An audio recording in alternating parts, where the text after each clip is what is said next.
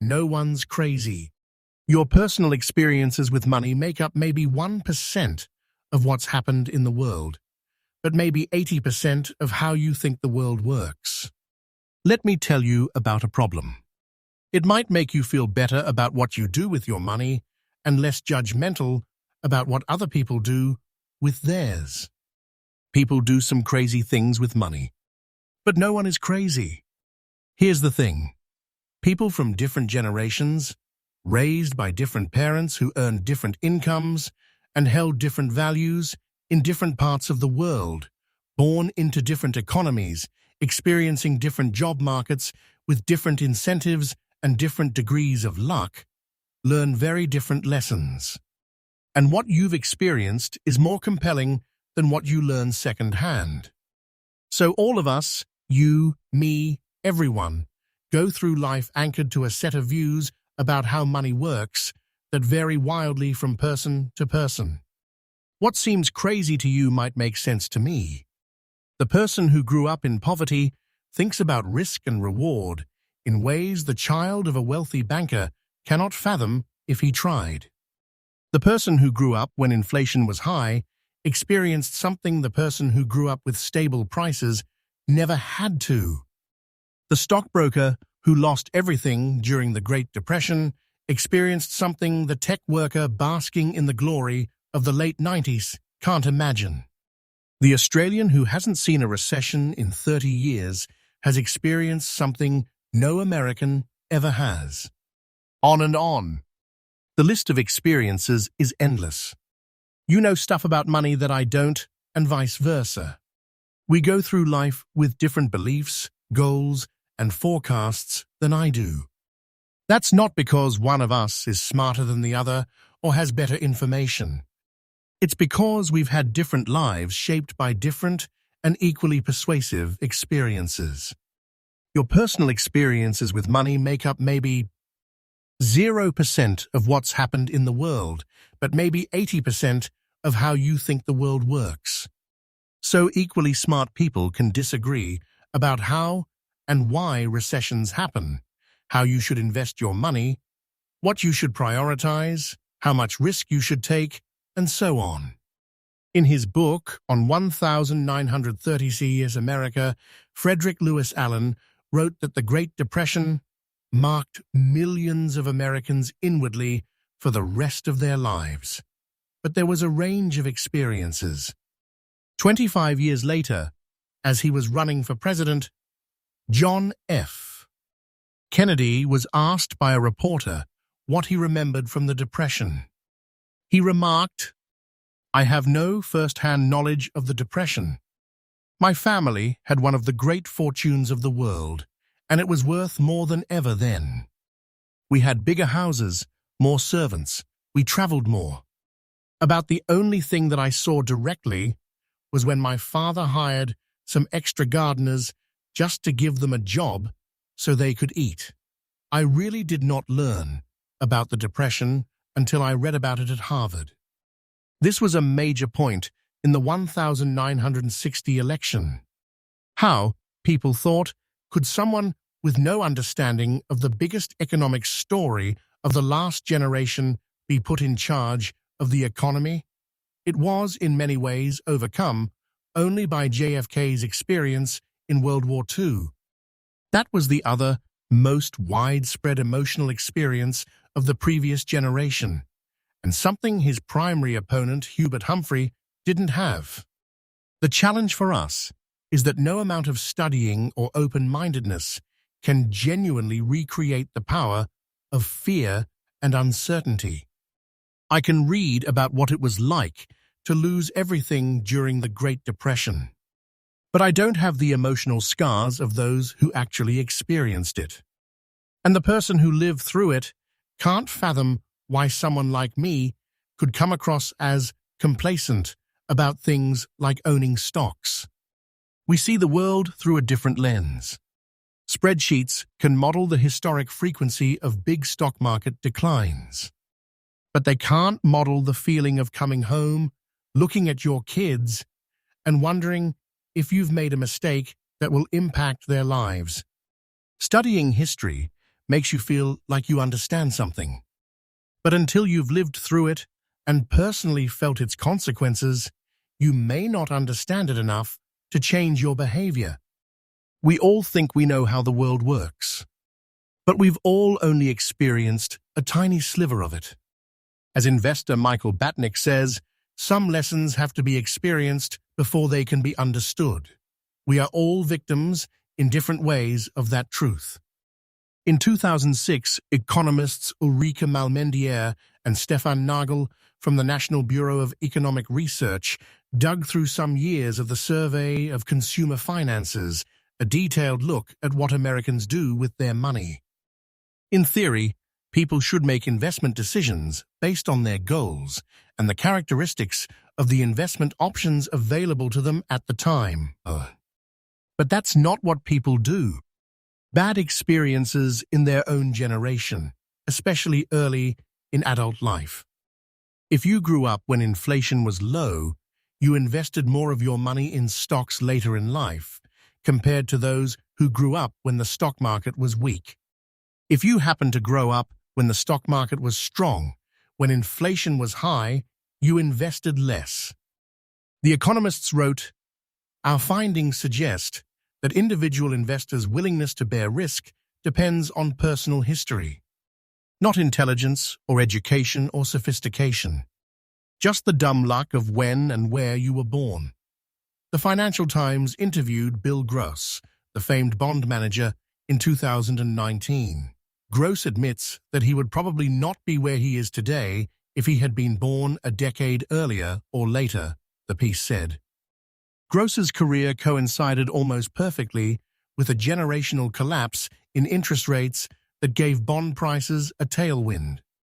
That kind of thing doesn't just affect the opportunities you come across. It affects what you think about those opportunities when they're presented to you.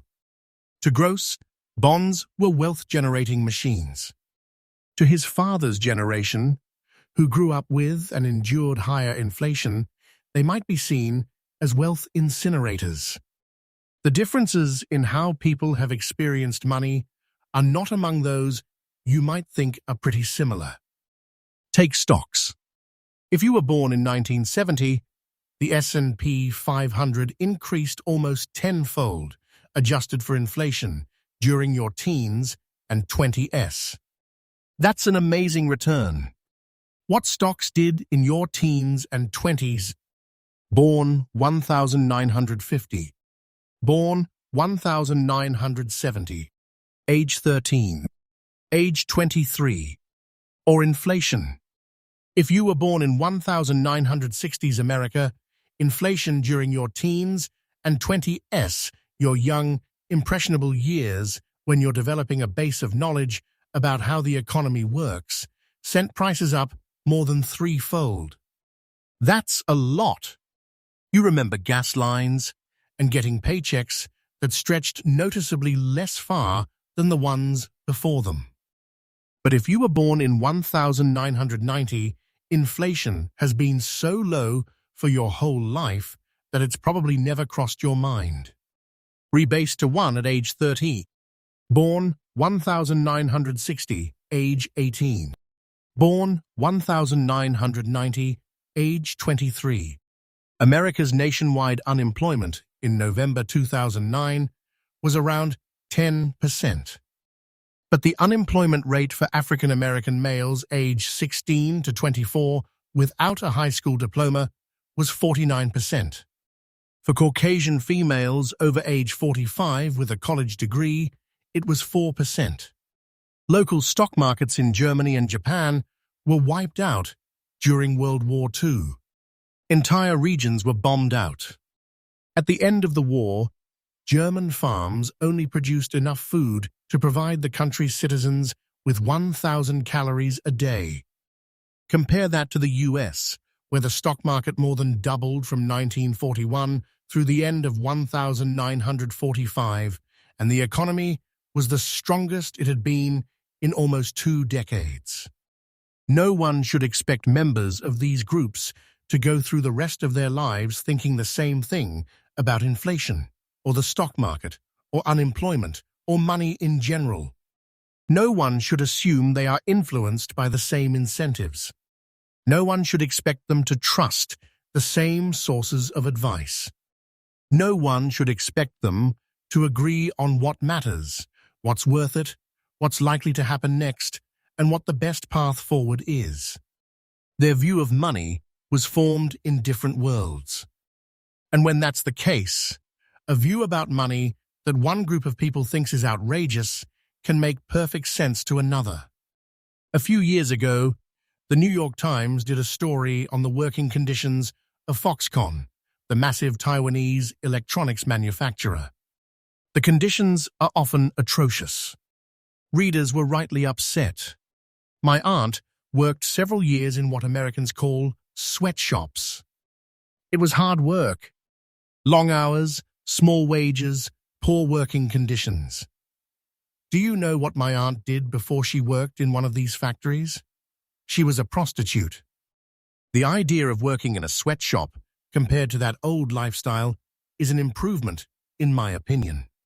I know that my aunt would rather be exploited by an evil capitalist boss for a couple of dollars than have her body be exploited by several men for pennies. That is why I am upset by many Americans thinking, we do not have the same opportunities as the West. Our governmental infrastructure is different. The country is different. Yes, factory work is hard labor. Could it be better? Yes, but only when you compare it to American jobs. I don't know what to make of this. Part of me wants to argue fiercely. Part of me wants to understand. But mostly, it's an example of how different experiences can lead to vastly different views within topics that one side intuitively thinks should be black and white. The information they have at the moment is plugged into their unique mental model of how the world works. Those people can be misinformed. They can have incomplete information. They can be bad at math. They can be influenced by rotten marketing. They can have no idea what they're doing and can misjudge the consequences of their actions. Oh, can they ever? In that moment, they check the boxes they need to check. They tell themselves a story about what they're doing and why they're doing it, and that story has been shaped by their own unique experiences. Take a simple example, lottery tickets. Americans spend more on them than on movies, video games, music, sporting events, and books combined. And who buys them? Mostly poor people. The lowest income households in the US. On average, we spend $412 a year on lotto tickets, 4 times the amount of those in the highest income groups. 40% of Americans cannot come up with $400 in an emergency, which is to say, those buying $400 in lottery tickets are by and large the same people who say they couldn't come up with $400 in an emergency. The chance of hitting it big seems crazy to me. But I'm not in the lowest income group. You're likely not either. This is the reasoning of low-income lottery ticket buyers. It seems crazy to you too. Our prospects for much higher wages seem out of reach. We can't afford nice vacations, new cars, health insurance, or homes in safe neighborhoods. We can't put our kids through college without crippling debt. Much of the stuff you people who read finance books either have now or have a good chance of getting, we don't. Buying a lottery ticket is the only time in our lives we can hold a tangible dream of getting the good stuff that you already have and take for granted. We are paying for a dream, and you may not understand that because you are already living a dream. That's why we buy more tickets than you do. You don't have to agree with this reasoning. Buying lotto tickets when you're broke is still a bad idea. But I can kind of understand why lotto ticket sales persist. And that idea, what you're doing, seems crazy, but I kind of understand why you're doing it, uncovers the root of many of our financial decisions. Few people make financial decisions purely with a spreadsheet. They make them at the dinner table or in a company meeting, places where personal history, your own unique view of the world, ego, pride, marketing, and odd incentives are scrambled together into a narrative that works for you. Another important point that helps explain why money decisions are so difficult and why there is so much misbehavior is to recognize how new this topic is. Money has been around a long time. King Alyattes of Lydia, now part of Turkey, is thought to have created the first official currency in 600 BC. But the modern foundation of money decisions, saving and investing, is based around concepts that are practically infants. Take retirement. At the end of 2008, there was $27 trillion in US. Retirement accounts, making it the main driver of the common investor's saving and investing decisions. Most of this is only 2 generations old. That was the expectation and the reality in the 1940 CIS. Labor force participation rate for men age 65, 1,978%. 1,880, 74%. 1,890, 65%. 1,910, 60%. 1,920, 58%. 1,930, 44%. 1,940, 47%. 1,950, 41%. 1,960, 35%. 1,970, 25%. 1,980, 18%. 1,990, 18%. 2,000, 22%. 2010. Social Security aimed to change this. We're nothing close to a proper pension. When Ida Mae Fuller cashed the first Social Security check in 1940, it was for $22.54, or $416 adjusted for inflation. It was not until the 1980s that the average Social Security check for retirees exceeded $1,000 a month adjusted for inflation. More than a quarter of Americans over age 65 were classified by the Census Bureau as living in poverty until the late 1960s. There is widespread belief along the lines of, everyone used to have a private pension, but this is wildly exaggerated. The Employee Benefit Research Institute explains only a quarter of those age 65 or older had pension income in 1975. Among that lucky minority, only 11% of household income came from a pension. The New York Times wrote in 1955 about the growing desire, but continued inability, to retire. To rephrase an old saying, everyone talks about retirement, but apparently very few do anything about it. It was not until the 1980s that the idea that everyone deserves and should have a dignified retirement took hold. And the way to get that dignified retirement ever since has been an expectation that everyone will save and invest their own money. Let me reiterate how new this idea is. The 401k, the backbone savings vehicle of American retirement, did not exist until 1978. The Roth IRA was not born until 1998. If it were a person, it would be barely old enough to drink. It should surprise no one that many of us are bad at saving and investing for retirement. We're not crazy. We're all just newbies. Same goes for college. The share of Americans over age 25 with a bachelor's degree has gone from less than 1 in 20 in 1940 to 1 in 4 by 2015. The average college tuition over that time rose more than fourfold, adjusted for inflation. Something so big and so important hitting society so fast explains why, for example, so many people have made poor decisions with student loans over the last 20 years. There are not decades of accumulated experience to even attempt to learn from. We're winging it. The same goes for index funds, which are less than 50 years old, and hedge funds, which didn't take off until the last 25 years.